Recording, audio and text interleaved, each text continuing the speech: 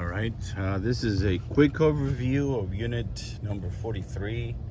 We will start here in the attic and then do the exterior and then end up inside, interior.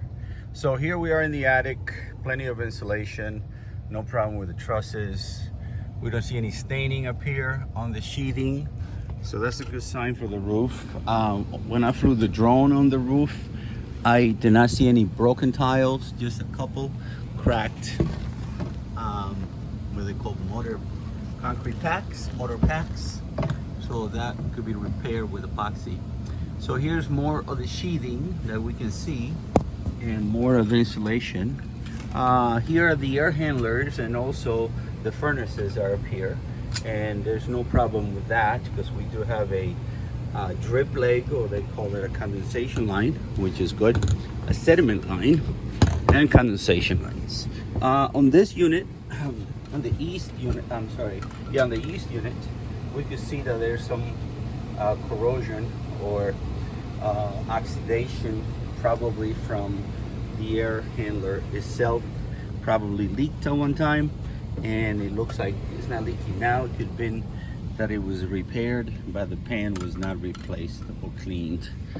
So that's pretty much on that. The AC is giving me a really good temperature, 43 and 38 at the bottom. Usually the bottom is cooler.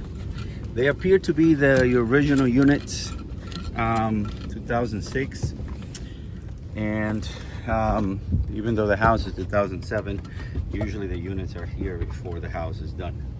So I will continue coming down.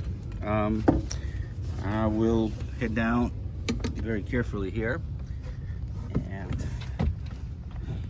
continue going down to the outside, and then come back in and do the inside. Okay, so this is the attic access. Basically, you have to slide a piece of drywall right in the hallway and go through there and go down. So let's go outside, and then we'll come back in and finish inside. Sorry about the movement of the camera. Unfortunately, I cannot hit pause, but here we are.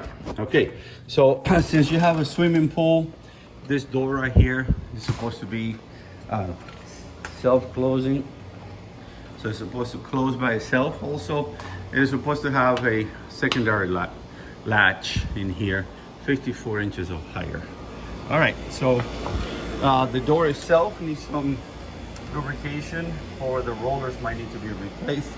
It is a little bit hard to operate. It's also missing the screen.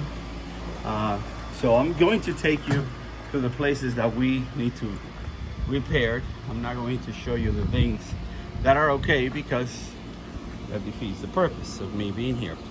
Okay, so this is a supply line to the automatic feeder, water line to bring, basically fill up the pool automatically. So it's a line here, and there's a float, like a toilet float, and it stops when the water gets to a certain level.